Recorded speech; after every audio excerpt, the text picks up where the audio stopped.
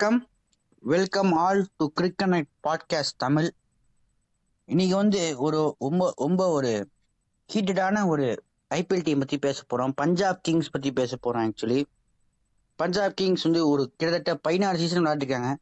ஆனா எந்த சீசன்லயும் அந்த ஒரு கப்பு மேல அவங்களால அந்த கையை வைக்க முடியல.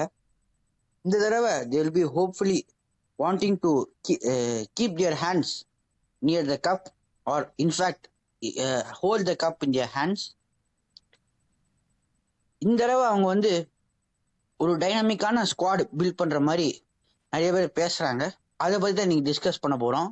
எப்படி அவங்களோட டீம் காம்பினேஷன் பிளஸ் எந்த பிளேயர்ஸ் அவங்க அண்டர் யூட்டிலைஸ் பண்ணணும், எந்த பிளேயர்ஸ் அவங்க கரெக்டா யூஸ் பண்ணா எப்படி கரெக்டா அவங்களுக்கு பெனிஃபிட்ஸ் ரீப் ஆகும்னு நீங்க பார்க்க போறோம். நம்ம சஞ்சய் அண்ட் கலையோட ஜாயின் பண்ண போறோம். ஸோ அவங்க ரெண்டு பேரும் ரொம்ப ஒரு ardent cricket lovers and we'll start first ஒரு ஸ்மால் ஓவர்வியூ பார்ப்போம் பஞ்சாப் கிங்ஸ் பத்தி. அவங்க கிட்டத்தட்ட 110 crores-ஓட அவங்க ஐபிஎல் ஆக்ஷனுக்கு போனாங்க. they only retained 2 players, பிரப்சிபுரன் சிங்கும் சசாங்க் சிங்கை மட்டும் தான் அவங்க ரிட்டைன் பண்ணாங்க. மற்ற எல்லாரையும் அவங்க அவங்க ரிட்டைன் பண்ணாம ஆக்ஷன் அமைச்சிட்டாங்க. ஸோ அவங்களுக்கு கிட்டத்தட்ட எல்லாமே நிறைய ஆர்டிஎம் ஆப்ஷன்ஸும் இருந்தது. அதே சமயம் ஃபர்ஸ்ட் பிட்டே அவங்க போன வருஷம் அவங்க டீம் பிளேயர் அர்ஷதீப் சிங் தான் போனாரு. அவர் ஆர்டிஎம் ஆப்ஷன்ல கிட்டத்தட்ட 18 crores வாங்கினாங்க. It was a very great move, surprising move கிடையாது. ஏற்கனவே அர்ஷதீப் சிங் பஞ்சாப் கிங்ஸ் ஆடிருக்காரு. அதே போல அவர் அவங்க 26.5 crores-க்கு ஸ்ரேயஸ் ஐயரை வாங்கினாங்க as well. அதான் one of the highest bids in IPL auction ஹிஸ்டரியா அமைஞ்சது. ஸோ இந்த மாதிரி ஒரு நல்ல ஒரு கிட்டத்தட்ட 22 பிளேயர்ஸ் எடுத்தாங்க. அதுல ஒரு அரே அண்ட் வெரைட்டி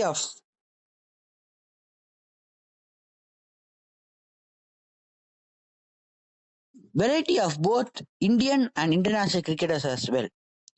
ஸோ இப்போ நம்ம அவங்களோட team combinations as well as strategies they can use to win the match and as well as a very amicable conversation நாங்கள் ஸ்டார்ட் பண்ண போகிறோம். இப்போ கலையணை இருக்காரு எங்கள் பக்கத்தில். ஸோ கலையணை இப்போ என்னன்னா அவங்க ஒரு ஸ்குவாட் ஃபார்ம் பண்ணலாம் அப்படின்னு சொல்ல போறாரு. ப்ளஸ் அவர் அந்த ஸ்குவாட் பற்றி டிஸ்கஸ் பண்ண போறாரு. ஸோ ஓவர் டு யூ கலையணை. ஓகே, ஹலோ எல்லாருக்கும் வணக்கம். இப்போ நம்ம பஞ்சாப் கிங்கோட ப்ரிவியூ பார்த்துட்ருக்கோம். நவனீத் சொன்ன மாதிரி அவங்க இருக்கிறதுலேயே அதிக ப்ரைஸோட ஆக்ஷனுக்குள்ளே போனாங்க.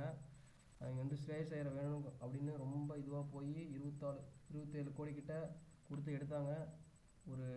எப்போவுமே பஞ்சாப் கேப்டன்ஸை மாற்றிட்டே இருப்பாங்க. வருஷம் கேப்டன் மாற்றுவாங்க. ஒரு கேப்டனு தொடர்ந்து ஒரு 3 சீசன் பண்ணதான் இதே இல்லை, ஹிஸ்ட்ரியே இல்லை. எப்பயுமே பார்த்தீங்கன்னா கேப்டனை மாற்றிட்டே இருப்பாங்க. இந்த டைமும் பார்த்தீங்கன்னா புது கேப்டனு புது கோச்சு ஆக்ஷனில் ரெண்டு அன்கேப்டு பிளேயரை மட்டும் வச்சுட்டு ரிட்டைன் பண்ணிட்டு மீதி எல்லாத்தையும் விட்டுட்டாங்க. புது ஸ்குவாடு மொத்தமாக எடுத்திருக்காங்க. வருஷம் எப்போவுமே இந்த மாதிரி தான் பண்ணுவாங்க. இந்த டைம் அதே தான் பண்ணியிருக்காங்க. பட் இந்த டைம் என்ன கொஞ்சம் பெட்டராக பண்ணியிருக்காங்கன்னு பார்க்கலாம். ஃபர்ஸ்ட் ஆஃப் ஆல் பார்த்தீங்கன்னா எங்களோட 11 எப்படி இருக்குன்னு சொல்லிடுறேன். ப்ராபபிள் 11 எப்படி இருக்கும் அப்படின்னு சொல்லிடுறேன் ஒரு ஓவராலாக என்னோட ஒப்பீனியனில். அவங்க ஜாஸ் ஃபாரின் பிளேயர்ஸ் யாரெல்லாம் எடுத்துருக்காங்கன்னு பார்த்தீங்கன்னா Josh Inglis, Marcus Stoinis, Glenn Maxwell, Marco Jansen, Lockie Ferguson, Aaron Hardie, Azmatullah Omarzai, Xavier Bartlett, இந்த மாதிரி முக்கால்வாசி பாண்டிங் அவர் ஆஸ்திரேலியன் ஸ்குவாடே இறக்கிட்டார் உள்ள. இவங்களோட ப்ராப்ளம் எப்படி இருக்குன்னு பார்த்தீங்கன்னா கண்டிப்பாக ஜாஸ் இங்கிலீஷ் தான் ஓப்பன் பண்ணுவாங்க. எனக்கு தெரிஞ்சு அவருடைய இருக்கிற ஃபார்முக்கு அவர் தான் ஓப்பன் பண்ணுவாங்கன்னு எனக்கு தோணுது.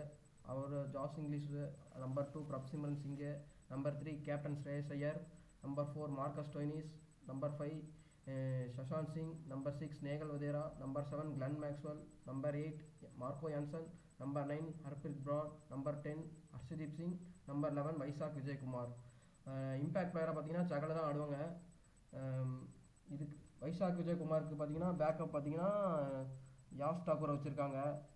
அதே மாதிரி கிளன் மேக்ஸ்வெல், மார்க்கஸ் ஸ்டோனிஸ் இந்த மாதிரி ஆல்ரவுண்டர்ஸ் யாராவது ஃபெயில் ஆயிட்டாங்கன்னா ஆரன் ஹாடி, அஸ்மத்துல் ஒமர்சன் 2 பேர் பேக்கப் எடுத்து வச்சிருக்காங்க. இந்த டீமில் ஒரு பிரச்சனை என்னன்னா இவங்க கன்சிஸ்டண்ட்டாக அடிப்பாங்களா ரன்னு அப்படிங்கிறது ஒன்று தான் கொஸ்டின்.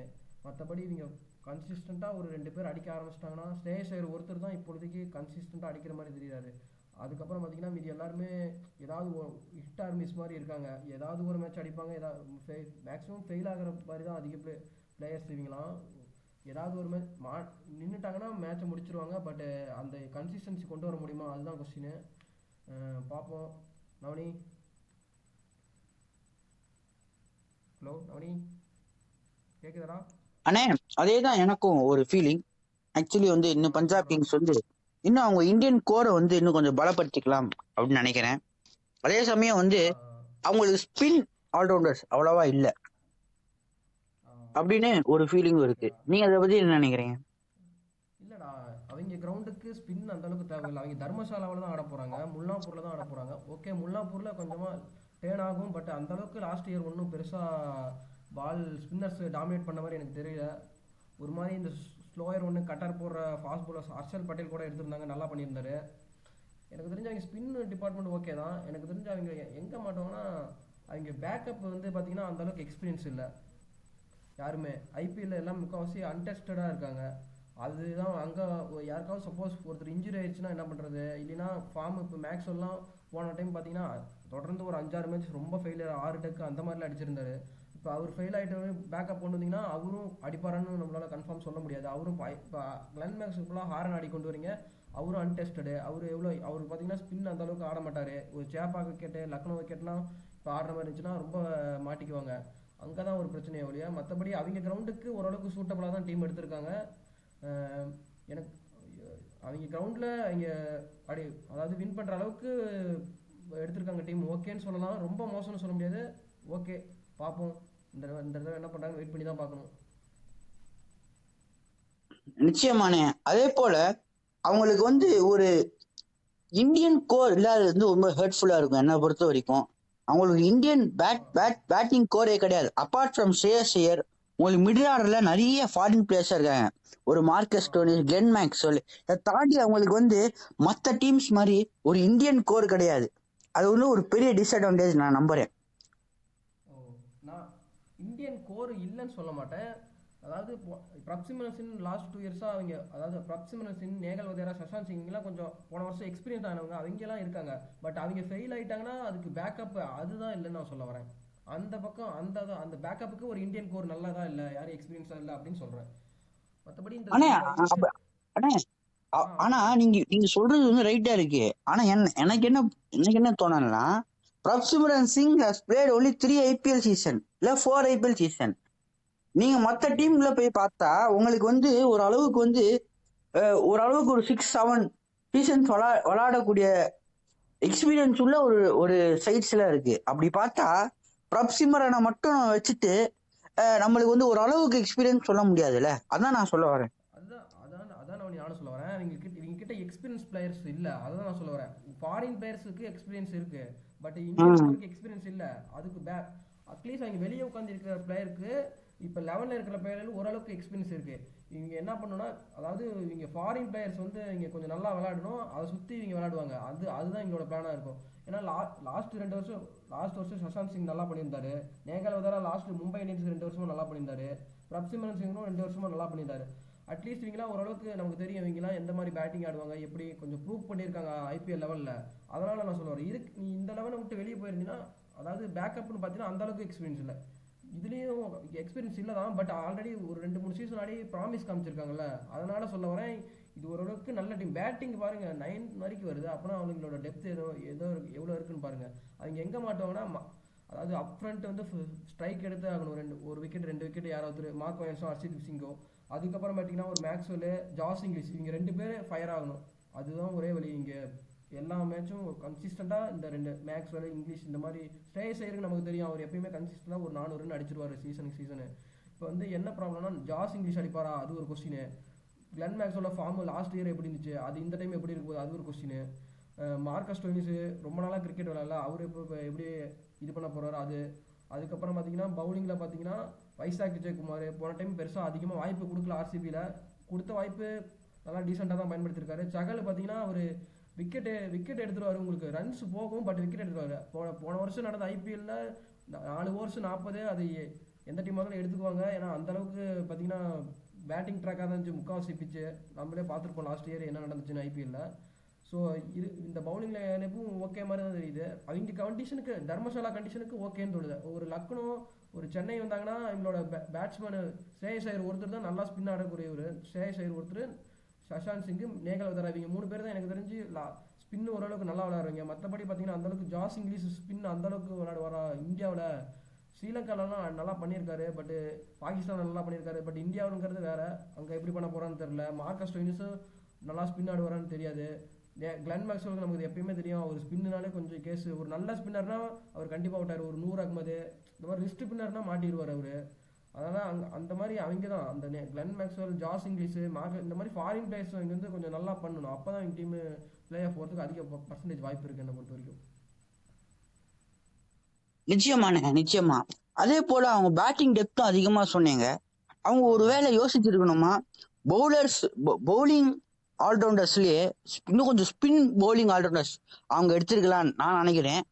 நீங்களும் அதுதான் சேமா நினைப்பீங்கன்னு நினைக்கிறேன். ஏன்னா இப்போ வந்து உங்களுக்கு ஒரு கிளென் மேக்ஸ்வெல் இருக்காரு ஆப்ஷன் ஸ்பின்னிங்க்கு. அதே போல யுஸ்வேந்திர சஹல், ஹர்ப்ரீத் பார் சிங், ஸோ இவங்கெல்லாம் இருக்காங்க. பட் ஒரு பொசிஷனுக்கு வந்த அப்புறம் உங்களுக்கு வந்து விக்கெட் டேக்கிங் ஆப்ஷன்ஸ்னா யுஸ்வேந்திர சஹல் தவிர உங்களுக்கு வேற யாரையும் பார்க்க முடியாது. ஹர்ப்ரீத் பார் அஃப்கோர்ஸ் ஒரு நல்ல ஒரு ஸ்பின்னர் தான். ஆனால் உங்களுக்கு அந்த எக்ஸ்பீரியன்ஸ் அப்படின்னு வரப்போ ஹர்ப்ரீத் பாரை வந்து நம்ம வந்து ரொம்ப ரிலேபிளாக இருக்க முடியாது. ஸோ அது வந்து எனக்கு வந்து எப்பவுமே வந்து பஞ்சாப் கிங்ஸ் ஸ்குவாடை பார்த்தோன்னே எப்போ தோணும், அட்லீஸ்ட் ஒரு ஸ்பின் இருந்திருக்கலாமே. ஈவந்தோ நீங்க சொல்ற மாதிரி அவங்க ஹோம் கிரவுண்ட்ஸ்ல ஸ்பின் ஃபேவர் பண்ணாட்டியும் அவங்க வந்து கிட்டத்தட்ட 7 games out of the home ground ஆட போறாங்க. Close to 7 games. அதில் ஒரு கேம் ஐ திங்க் சேப்பாக்கில் வேற ஆட போறாங்கன்னு நினைக்கிறேன். அப்போ அந்த மாதிரி ஸ்பின் ஃப்ரெண்ட்லி விக்கெட்ஸ்ல உங்களுக்கு வந்து நிறைய big wickets, big grounds as well as spin friendly விக்கெட்ஸ்ல கொஞ்சம் இல்ல நிறையவே அவங்க கஷ்டப்படுவாங்கன்னு நினைக்கிறேன். ஆனால் ஸ்பின் ஃப்ரெண்ட்லி விக்கெட்டில் கண்டிப்பாக கஷ்டப்படுவாங்க. பட் போன வருஷம் நம்ம ஐபிஎல் பார்த்துப்போம், சென்னையிலேயே 200லாம் சேஸ் பண்ணி பார்த்தோம். அந்த மார்க்கஸ் ஸ்டோயினிஸ்லாம் ஒரு மேட்ச் அடிப்பார். அதுக்கப்புறம் லக்னோவும் இப்போ வர பார்த்தீங்கன்னா பேட்டிங் பிச்சாக தான் மாறிட்டு இருக்கு. அந்த ஃபஸ்ட்டு ஸ்டார்டிங் சீசனில் இருந்த அளவுக்கு ரொம்ப ஸ்பின்னு ஓரியன்டாக இல்லை. அதனால் மேக்ஸிமம் 2 கிரவுண்டு தான் எனக்கு தெரிஞ்சு ஸ்பின்னிங் கிரவுண்ட்னா, சேப்பாக் ஒன்று, லக்னோ ஒன்று, இது 2 தான் இருக்கும் மேக்ஸிமம். அதுக்கப்புறம் Delhi batting wicket, Hyderabad batting wicket, Kolkata okay 2ம் இருக்கும், ஸ்பின்னும் இருக்கும், பேட்டிங்கும் நல்லா ஆடுற மாதிரி இருக்கும். ஆமாண்ணே, டெஃபினெட்லி. ஸோ இப்போ நம்ம வந்து பவுலிங் சைடு பார்த்துட்டோம், அதே சொல்ல பேட்டிங் சைடும் பார்த்துட்டோம். பட் நம்ம விக்கெட் கீப்பிங்ஸ் பார்க்குறப்போ ஜாஸ் இங்கிலீஷ் ஒரு சைடு இருக்காரு. அதே போல நம்மளுக்கு வந்து பிரப்சிமரன் வந்து பார்ட் டைமா கீப் பண்ற மாதிரி தான் பேசிட்டாங்க. அதே போல விஷ்ணு வினோத் அப்படின்னு ஒருத்தர் இருக்காரு. விஷ்ணு வினோத் அப்படின்னு ஒரு பர்ஃபெக்டான player, left hander from Kerala. So அவரையும் வந்து நம்ம இன்டு கன்சிடரேஷன் பண்றப்போ உங்களை பொறுத்த வரைக்கும் யார் வந்து கரெக்டா வருவாங்க? ஸோ ஃபர்ஸ்ட் என்னோட ஒப்பீனியன் சொல்லிக்கிறேன். முதல்ல என் ஒப்பீனியன் என்னன்னா, என்னை பொறுத்த வரைக்கும் ஒரு ஜாஸ் இங்கிலீஷை ட்ரை பண்ணலாம் அப்படிதான் நான் தோணுவேன். ஏன்னா Jos Inglis not only wicket keeper but fantastic batsman as well. ஒரு பக்காவா பேட்டிங் ஆட முடியும். அவர் நின்னா அன்னைக்கு வந்து அவர் டேயா இருந்தா நிச்சயமா அவருக்கு வந்து ஒரு 70 இல்லை 60+ ஸ்கோர் வந்து ஈஸியா சுலபமா அவர் விளையாட முடியும். ஸோ அந்த சைட்ல வந்து ஒரு ஜாஸ் இங்கிலீஷ் வந்து ஒரு is very reliable game changer அப்படின்னு சொல்லலாம். அதே போல இப்போ வந்து உங்களுக்கு வந்து விஷ்ணு வினோத் வந்து is very unexperience in the IPL அப்படின்னு சொல்லலாம். ஏன்னா ஒரு விஷ்ணு வினோதுக்கு வந்து அவ்வளவா இன்னும் சான்சஸ் வந்ததில்லை ஐபிஎல்ல. ஸோ நம்ம வந்து அதை யோசிக்கணும். ஸோ சஞ்சய், நீங்க என்ன நினைக்கிறீங்க? விக்கெட் கீப்பிங் வந்து ஜாஸ் இங்கிலீஷ் வந்து ஒரு குட் ஆப்ஷனா? டெஃபினட்டா ஜாஸ் இங்கிலீஷ் தான் விக்கெட் கீப்பிங் பண்ணுவாரு. விஷ்ணு வினோத் ஆக்சுவலி நேஹல் வதராக்கு பேக்கப்பா தான் அவங்க தேடி இருப்பாங்க கண்டிப்பா. ஸோ மெயின் பாயிண்ட்னு பார்த்தா இந்த டீம் கன்சிஸ்டன்டா இருக்குமா ஃபர்ஸ்ட்ல இருந்து ஆட போந்து, அதுதான் மெயினா. கலை சொன்ன மாதிரியே ரேங்க் டர்னர் ஸ்பீச்ல வந்து இவங்க வந்து பெர்ஃபெக்டா கொண்டுட்டு போயிடுவாங்களா கேம், அதுதான் பார்க்கணும். அதுதான் டெஃபினட்டா இந்த டோர்னமெண்டோட ஃபைண்டா இருக்கும். அப்படி இருந்துச்சுன்னா கண்டிப்பா அவங்களால பிளே ஆஃப் குவாலிஃபை ஆக முடியும். மேபி நீ சொன்ன மாதிரி விக்கெட் கீப்பிங் கண்டிப்பா ஜாஸ் இங்கிலீஷ் தான் டேக் ஓவர் பண்ணுவாரு. ஆமாண்ணே. ஆனா எனக்கு என்னன்னா, ஒரு ஜாஸ் இங்கிலீஷ்க்கு பதிலா நம்ம வந்து ஒரு அஷமுத்துல்லா ஓமர் சாயை வந்து மிடில் ஆர்டர் வந்து ஸ்ட்ரென்தன் பண்ண கூப்பிட்டா, அப்போ வந்து அப்போ விஷ்ணுவினோதால ஒருவேளை விக்கெட் கீப்பரா போனா ஒரு ஏதாவது ஒரு ஒரு என்ன சொல்றது, இமிடியட்டா ஒரு ஏதாவது ஒரு கன்சர்ன் வருமா டீம்ல, ஏதாவது வந்து மெயினா ஏதாவது வருமா? லைக் இப்போ ஜிடி எல்லாம் பார்த்தா விருதுமன் சாஹா கீப்பிங் பண்ணலாம், அதே போல கேஎஸ் பரத்தும் கீப் பண்ணலாம் போன சீசன் எல்லாம் பார்த்தா. ஆனா அவங்க வந்து விருதுமன் சாஹா இன்ஜூர்ட் ஆகுறப்போ கேஎஸ் பரத்துக்கு சான்ஸ் கொடுத்தாங்க 2-3 மேட்ச். அதே போல ஆர்சிபிலையும் இதே பிரச்சனை நடந்துச்சு. ஸோ நான் கேட்குற சான்ஸ் என்னன்னா, கேஎஸ் பரத், ஸோ நம்ம both batting and bowling departments பார்த்துட்டோம், ஓரளவுக்கு ஆல்ரவுண்டர்ஸ் பற்றியும் பார்த்தோம். நம்ம வந்து விக்கெட் கீப்பிங் பற்றி பார்க்கல ஆக்சுவலி. ஸோ விக்கெட் கீப்பிங் இப்போ ஆப்ஷன்ஸ் வந்து உங்களுக்கு விஷ்ணு வினோத் இருக்காரு, அதே போல உங்களுக்கு வந்து ஜாஸ் இங்கிலீஷ் இருக்காங்க. ஸோ இவங்க 2 பேரும் ரொம்ப ஒரு ஒரு நைஸ் பிக்ஸ் தான், 2 பேரும் யங் பீப்புள் தான். விஷ்ணு வினோத் வந்து not to forget is wonderful batsman from Kerala. Josh Inglis இப்போ வந்து நீங்க ரீசெண்டா சாம்பியன்ஸ் ட்ரோஃபி கூட பார்த்தா ஒரு செம்மையா ஒரு மேட்ச் வந்து புல் ஆஃப் பண்ணாரு அகேன்ஸ்ட் இங்கிலாந்து. ஸோ அப்போ கூட கேலி பண்ணாங்க, இங்கிலீஷ் வர்சஸ் இங்கிலாந்து அப்படின்னு கேலி பண்ணாங்க. ஸோ அவரை வந்து ஒரு எஃப்டி பிரைஸ்க்கும் வாங்கியிருக்காங்க ஆக்சுவலி, 2.660 crores வாங்கியிருக்காங்க.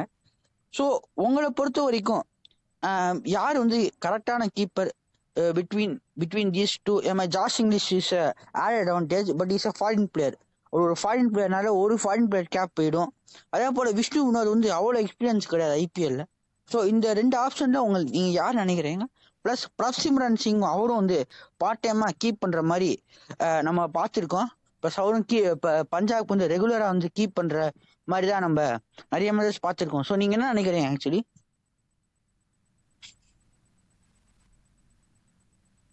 ஸோ மெஜாரிட்டி மேட்சஸ் எனக்கு தெரிஞ்சு இங்கிலீஷ் தான் கீப் பண்ணுவாரு, பேக்கப்பா தான் பிரப்சிம்ரன் இருப்பாரு. So they would go for Inglis first. Hello Navani, நான் ஒன்று சொல்லிடுறேன்டா. சொல்லுங்கண்ணே. நீ வந்து விஷ்ணு வினோத் ஆட வைக்கலாம்னு சொல்கிற. விஷ்ணு வினோத் எந்த பொசிஷனில் நீ ஆட வைப்ப? நீ வந்து விஷ்ணு வினோத் பார்த்தீங்கன்னா லோயர் ஆர்டர் பேட்ஸ்மேனு. நீ ஜாஸ் இங்கிலீஷ் எடுத்துட்டுனா யாரை ஓப்பன் பண்ண வைப்ப பிரப்சிம்ரனோட? அது ஒரு கொஸ்டின் வரும். ஏன்னா விஷ்ணு வினோத் இது வரைக்கும் ஓப்பன் பண்ணதே இல்லை, அவன் லோயர் ஆர்டர் பேட்ஸ்மேன். இப்போ ஜாஸ் இங்கிலீஷ் எடுத்ததுக்கு காரணமே அவங்க வந்து அவனை ஓப்பன் பண்ண வைக்கிறதுக்கு தான். இப்போ அவங்க ஜாஸ் இங்கிலீஷ்லாம் அவங்களுக்கு ஓப்பனிங் பேட்ஸ்மேன் இல்லை. இல்லைன்னா அவங்க மார்க்கஸ் ஸ்டோயினிஸை ஓப்பனிங் பண்ண வச்சுட்டு விஷ்ணு வினோத்தையும் ஆட வச்சுட்டு அஸ்மதுல்லா உமர் சாய் ஜாஸ் இங்கிலீஷ் கூட ஆடலாம். அந்த மாதிரி ஒரு வாய்ப்பு இருக்கு. மோஸ்ட்லி அதை பண்ண மாட்டாங்க. ஜாஸ் இங்கிலீஷ்ல எடுத்திருக்காங்க, எனக்கு தெரிஞ்சு ஜாஸ் இங்கிலீஷ் தான் ஓப்பன் பண்ணுவார். ஏன்னா ஆஸ்திரேலியாவுக்கு ஜாஸ் இங்கிலீஷ் T20 ஓப்பனிங் தான் பண்ணியிருக்காரு. செஞ்சுரி வேறு அடிச்சிருக்கான், 2 இந்தியாவுக்கு அகேன்ஸ்டாக ஒரு செஞ்சுரி அடிச்சிருக்கான், ஸ்காட்லாண்டு கூட ஒரு செஞ்சுரி அடிச்சிருக்கான். 2 பார்த்தீங்கன்னா ஓப்பனிங்கில் தான் வந்திருக்கு. எனக்கு தெரிஞ்சு மோஸ்ட்லி ஜாஸ் இங்கிலீஷ் தான் ஆடுவான்னு தோணுது. விஷ்ணு வினோத் வாய்ப்பு கம்மி தான் கிடைக்கிறது. ஸ்டார்டிங் லெவலில் இப்போதைக்கு கம்மி தான் விஷ்ணுவோட வாய்ப்பு. மேபி ரொம்ப யாராவது ஃபெயில் ஆனால் ஒரு மாற்றி ஜாஸ் இங்கிலீஷ் ரொம்ப ஃபெயில் ஆனவனா ஜாஸ் இங்கிலீஷ் உட்கார வச்சுட்டு அஸ்மதுல்லா ஒரு ஆட வச்சுட்டு, இல்லை விஷ்ணு வினோத்தையே ஓப்பனிங் ஆட வச்சு பார்க்கணும். இல்லை இது தவிர வேறு வழி இல்லை. ஏன்னா அவங்களுக்கு ஓப்பனிங் பேட்ஸ்மேன் பேக்கப்பே இல்லை, அது ஒரு பிரச்சனை இப்போ.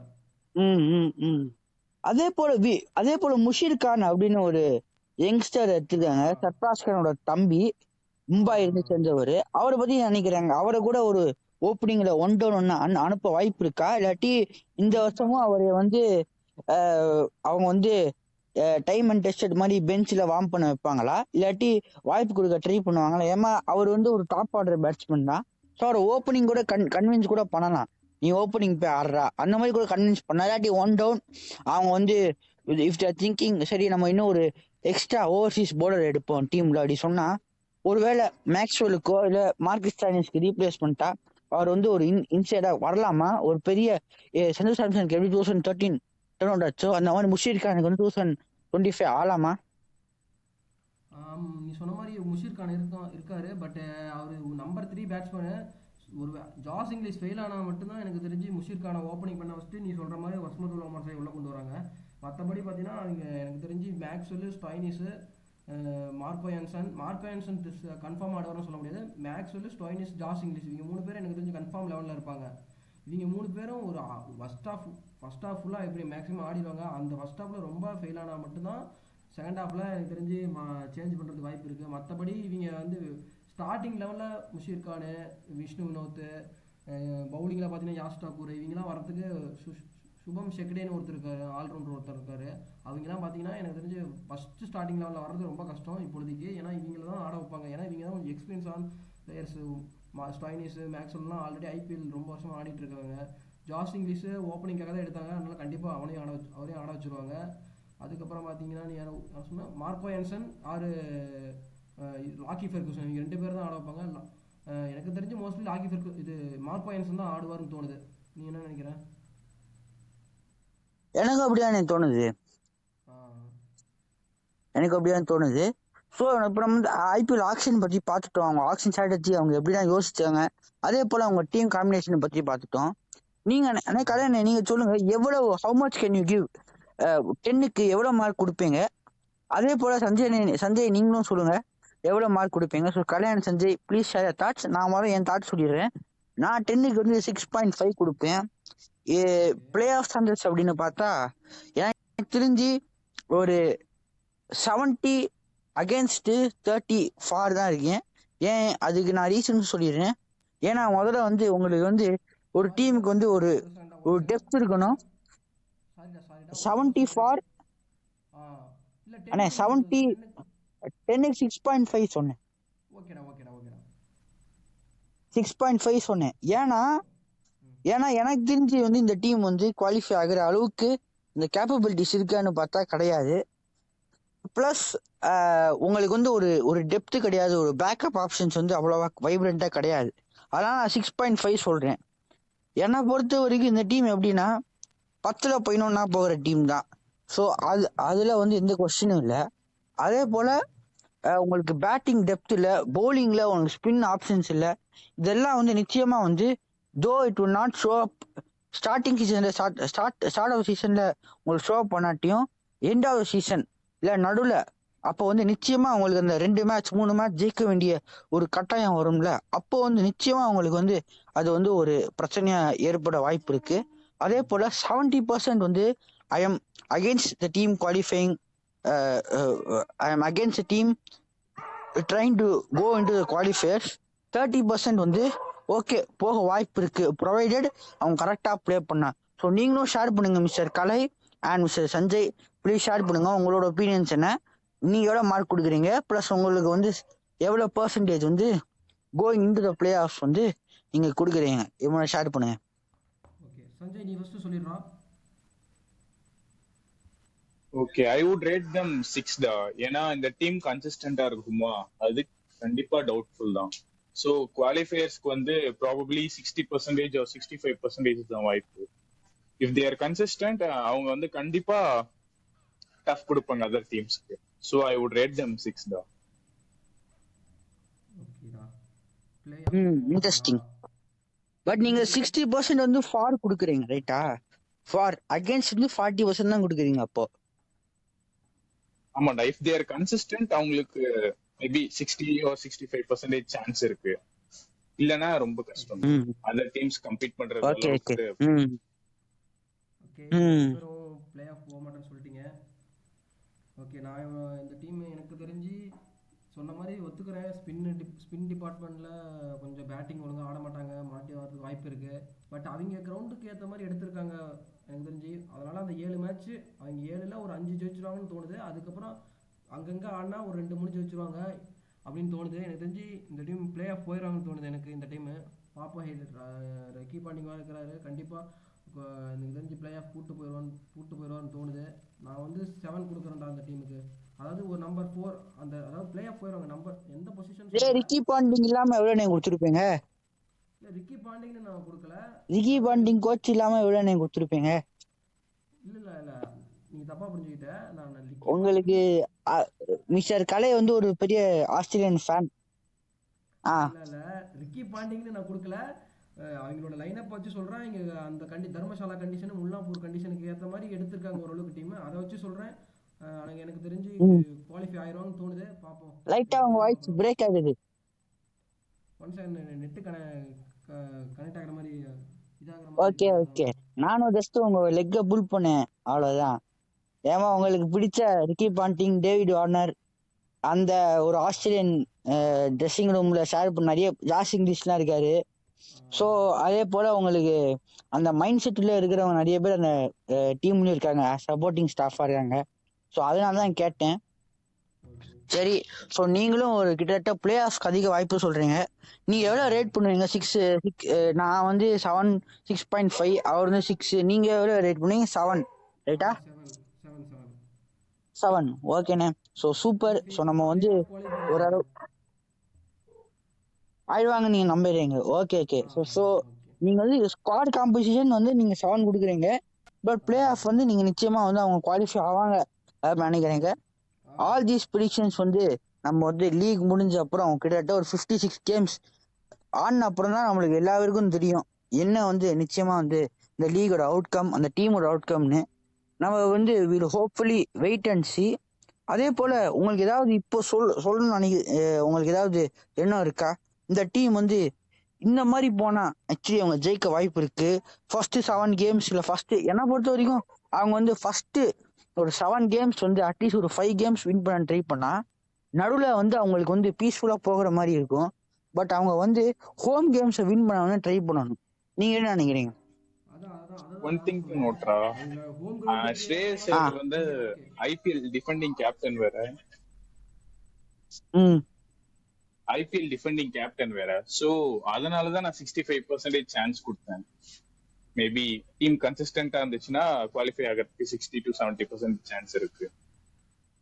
ஆனா போன தடவை அவர் விளாடின டீம்ல கௌதம் கம்பீர் அப்படின்னு ஒருத்தர் இருந்தாரு. இந்த தடவை அந்த மாதிரி யாருமே இல்லையே. Ricky Ponting okay, very successful captain, but Gautam Gambhir அப்படின்னு ஒரு எக்ஸ்பர்ட் இருந்தாங்க. பட் உங்களுக்கு வந்து அந்த நேச்சுரலா வந்து அந்த மாதிரி ஒரு ஃபிளேர் கிடைக்கல. பிளஸ் கேகேஆர் அப்படின்னு ஒரு டீம் இருக்கிறப்போ உங்களுக்கு சுனில் நரேன் இருந்தாங்க, வருண் சக்கரவர்த்தி, 2 பெஸ்ட் மிஸ்ட்ரி ஸ்பின்னர்ஸ். அதே போல உங்களுக்கு ஆண்ட்ரே ரசல் இருந்தாரு. அந்த மாதிரி உங்களுக்கு வந்து ஒரு ஃபிளாம்பியண்டான ஒரு ஸ்குவாட் இருந்துச்சு.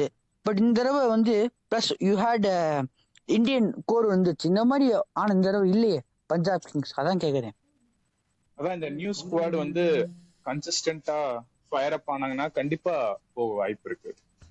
அதான் வாய்ப்பு கன்சிஸ்டன்சி தான் இருக்கு. இங்க ஓகே. மெயின். கன்சிஸ்டன்சி இல்லைன்னா கொஞ்சம் ம் கஷ்டம் தான். நடுவில் நீங்க சொன்ன மாதிரி தான் மிட் மேட்சஸ் வந்து லூஸ் பண்ணாங்கன்னா, அதாவது மஸ்ட் வின் கேம்ஸ் எல்லாம் ம் லூஸ் பண்ணாங்கன்னா கண்டிப்பா வெளியில சொல்லிடுறேன்.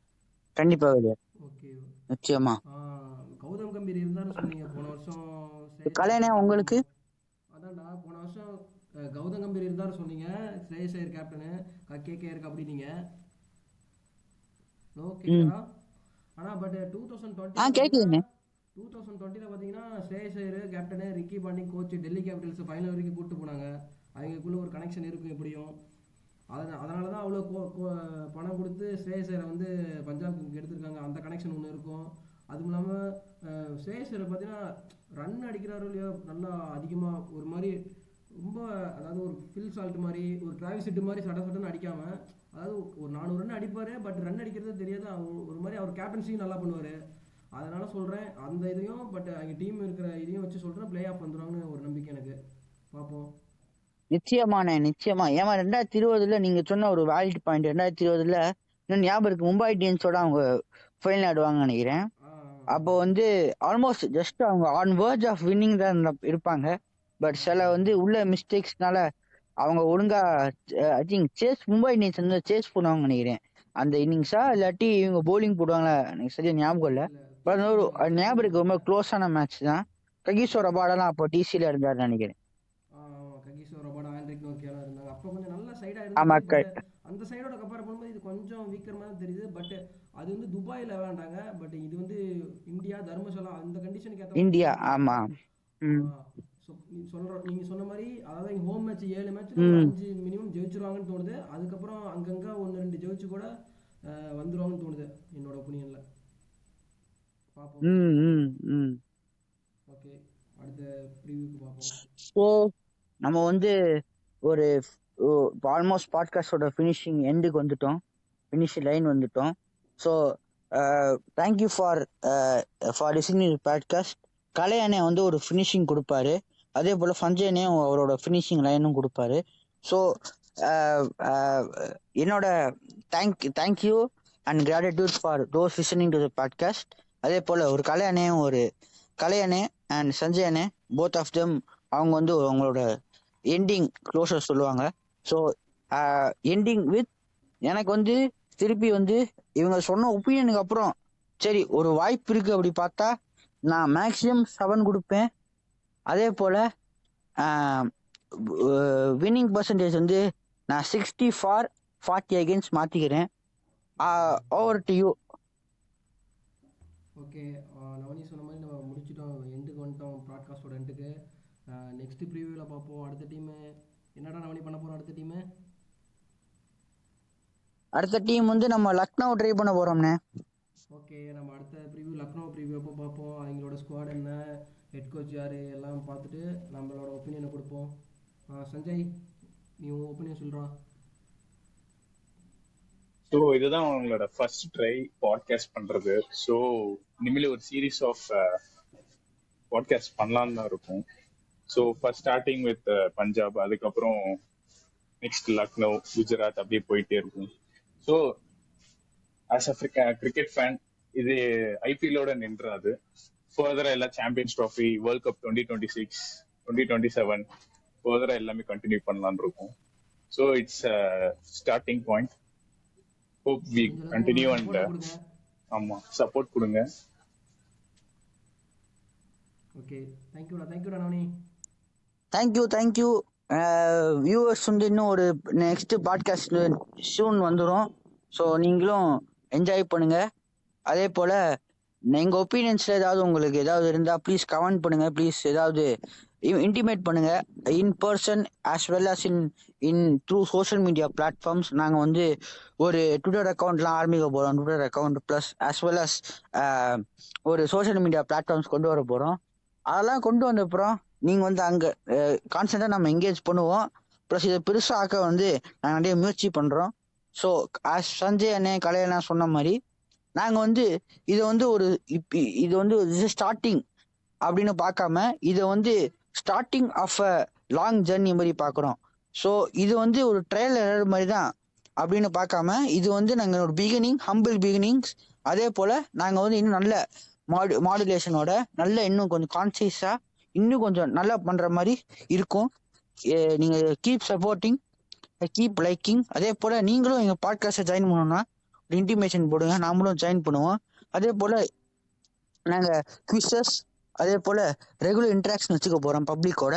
ஸோ அதையும் ஜாயின் பண்ணுறதுக்கு எங்கள் யூடியூப் சேனலில் ட்விட்டர் அக்கௌண்ட் எல்லாத்தையும் நாங்கள் லிங்க்ஸ் அனுப்பிச்சி விட்றோம், அதையும் பாருங்கள். ஸோ